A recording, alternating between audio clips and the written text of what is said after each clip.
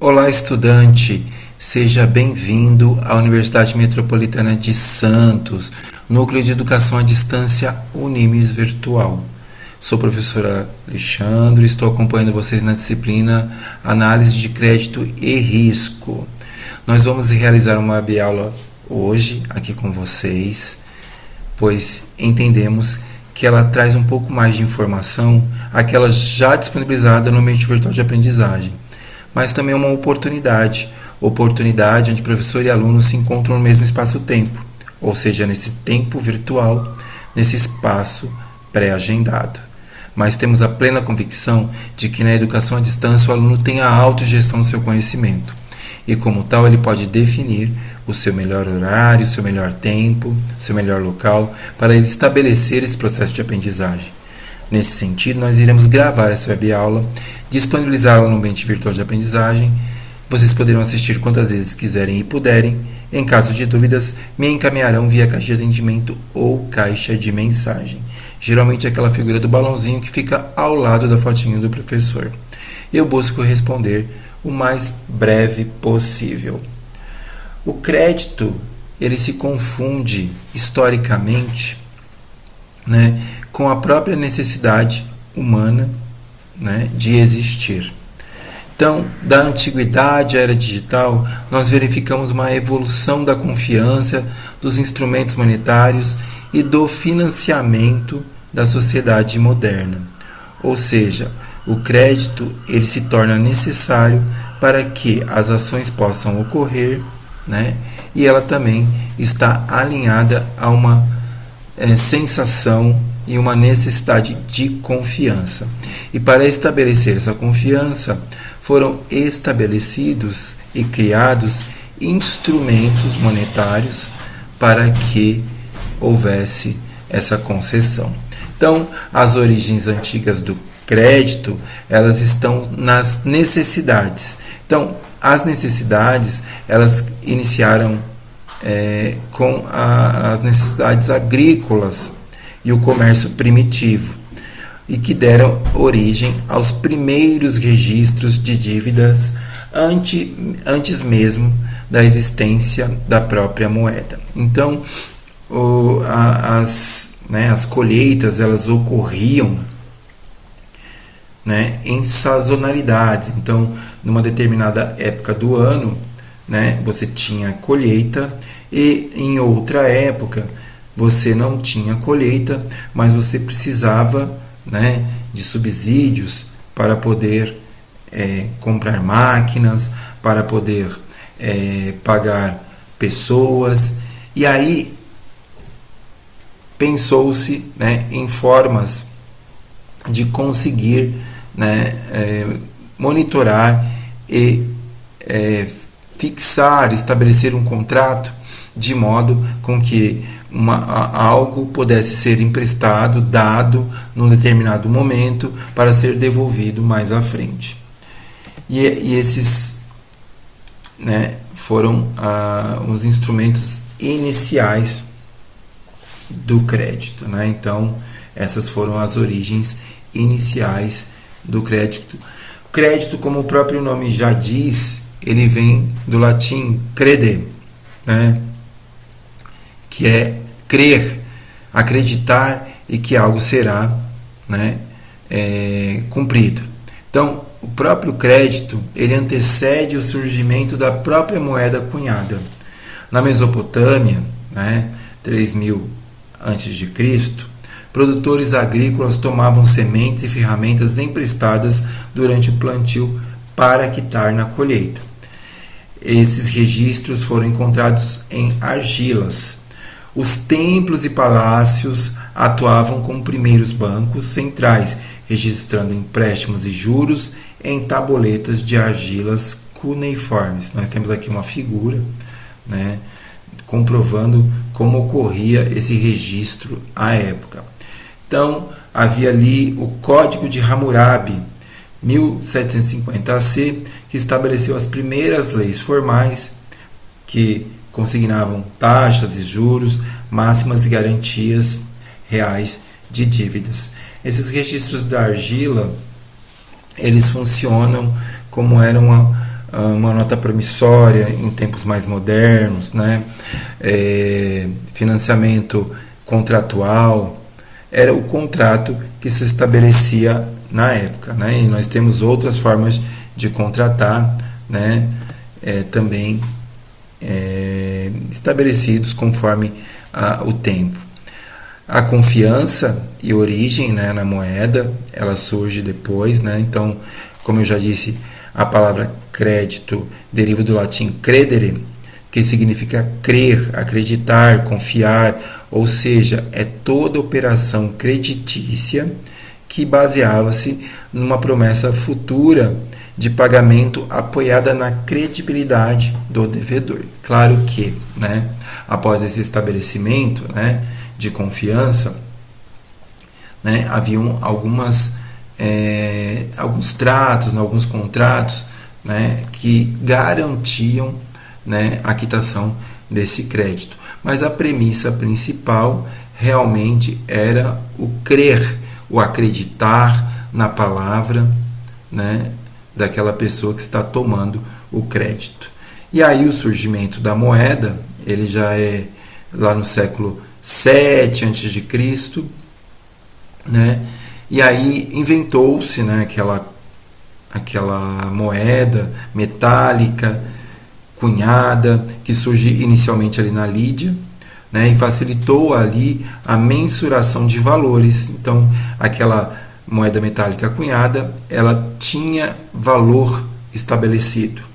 No entanto, o crédito permaneceu essencial para financiar rotas comerciais de longa distância na Grécia e em Roma. Tá? Então, o crédito ele é anterior à moeda e ele continua existindo mesmo após, né, o surgimento dela. Tá? Então, o crédito ele tem uma força e uma natureza diferente da própria moeda. Enquanto a própria moeda é o que nós chamamos de, né, aquilo que eu tenho em mãos, o crédito é aquilo que eu creio e acredito, né, e concretizo no futuro. Então, aí existe com o surgimento da moeda o renascimento bancário. O sistema bancário, né, o nascimento do sistema bancário moderno nas cidades, ele surge primeiramente ali nas cidades-estados italianas, e ele busca assim superação de barreiras medievais, né? Então, onde o registro é realizado ali pelo rei, o banco ele dá uma abertura ao público, né, de acesso a esses créditos, né? Onde antes ficava muito ali na parte de elite, os bancos eles dão uma popularizada, né, no crédito. Então, e surgem então os bancos italianos da Idade Média. Então, primeiro ali nós tínhamos o berço da banca, né, como a figura está demonstrando, era um balcão, né? Então no século ali 14, cidades italianas como Florença, Veneza, Gênova revolucionaram o financiamento mercantil por meio desses bancos, né? Então os mercadores sentavam ali nas bancas, né? Por isso o termo banco, que deriva ali do banchi, né, italiano, que eram estabelecidos em praças públicas para trocar moedas e conceder empréstimos aos comerciantes locais e soberanos europeus. Então, popularizou-se ali o crédito por meio destes bancos. E aí foram surgindo inovações financeiras após a popularização, né, do crédito, que se inicia ali por uma necessidade agrícola e vai se desenvolvendo porque é uma regra, né, importante, ele vai inovando. Então surgem ali as letras de câmbio, que são formas de investimento, né?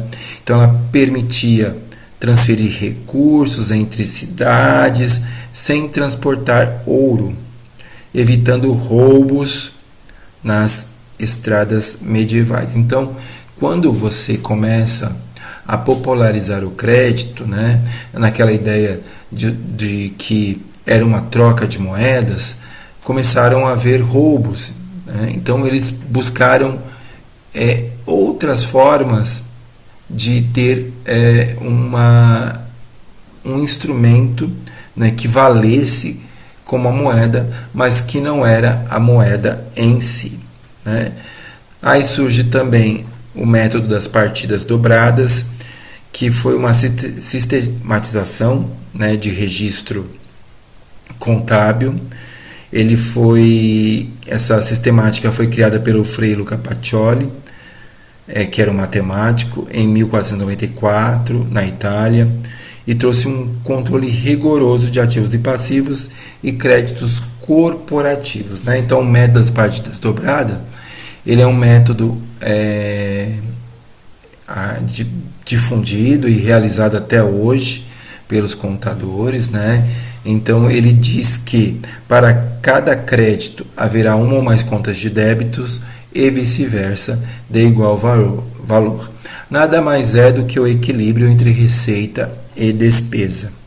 E a legitimação de juros, né? Então a evolução teórica que diferenciou a usura abusiva, ou seja, a imputação de alíquotas abusivas de juros, né?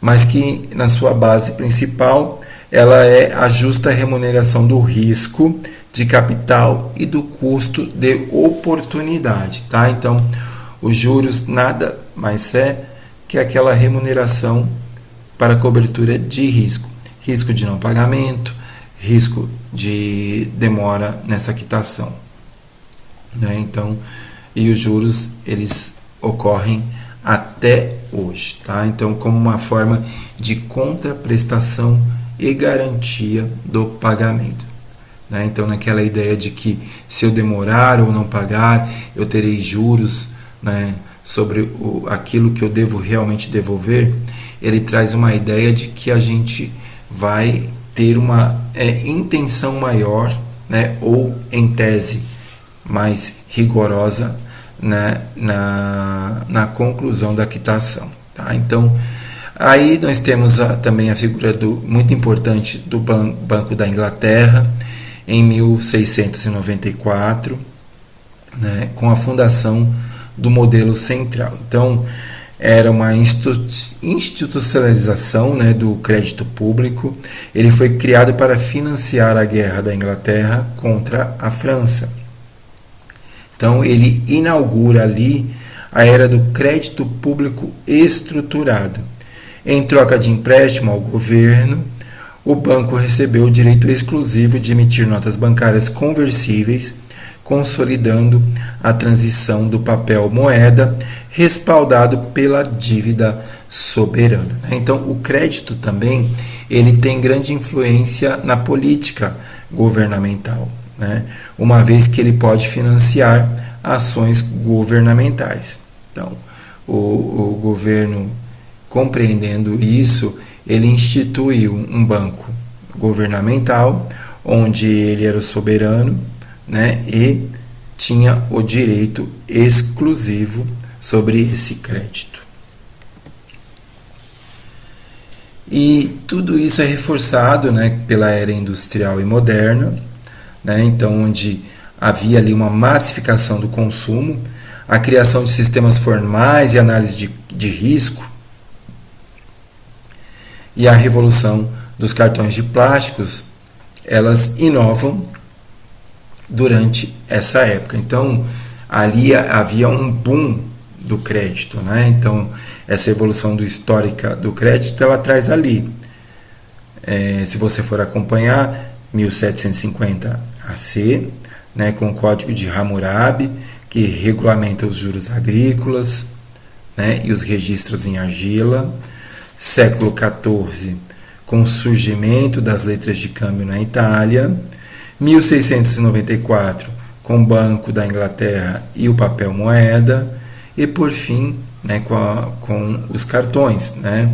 1950, a Diners Club lança o primeiro cartão moderno e trazia uma ideia de poder, de algo inovador, brilhante, onde num cartão, né, um cartão de plástico, você conseguiria, né, consignar valores. Né? E o crédito ao consumidor também ele evolui nesse momento. Né? Então, podemos ver ali um boom pós-guerra, ali em 1920, onde há uma recuperação da economia. Aí, em 1950, nós temos ali os anos dourados, onde já atingimos 50% da população com a expansão do crédito. Né? Em 1980, a globalização, e aí esse crédito ao consumidor chega a 72%. Em 2010, né, com as tecnologias, nós temos ali surgindo a era digital. E aí esse crédito chega a 92%, porque você já começa a ter linhas de créditos online. E hoje, em 2026, o crédito ele é utilizado na sua realização por meio dos seus iPhones, por meio dos seus smartphones. Né? Mas é muito importante reconhecer que a expansão da produção industrial em massa exigiu a criação do financiamento a prazo para automóveis, eletrodomésticos, tornando o crédito pessoal e principal motor da classe média mundial. Então, o crédito também ele é um agente impulsionador, né, da economia, pois as pessoas tendo acesso ao crédito, elas poderão, né, consumir, adquirir bens eletrodomésticos, móveis, imóveis, né, tornando ali um motor, né, da economia. Então, o financiamento da casa própria, né, e as regras elas foram também flexibilizando durante o tempo, né, tornando-os mais acessíveis à população. Tá? Então, dentro da revolução dos cartões de crédito, então nós temos aqui o Diners Club, foi o primeiro cartão, ele foi criado por Frank McNamara, e ele introduziu o cartão de papelão para pagamento em restaurantes e viagens de negócio. Aí depois, em 1958, nós temos o Bank American Card, que é o Bank of America, que lançou, e era o primeiro cartão de crédito rotativo de uso geral, em massa. Né? Ele deu origem à bandeira Visa.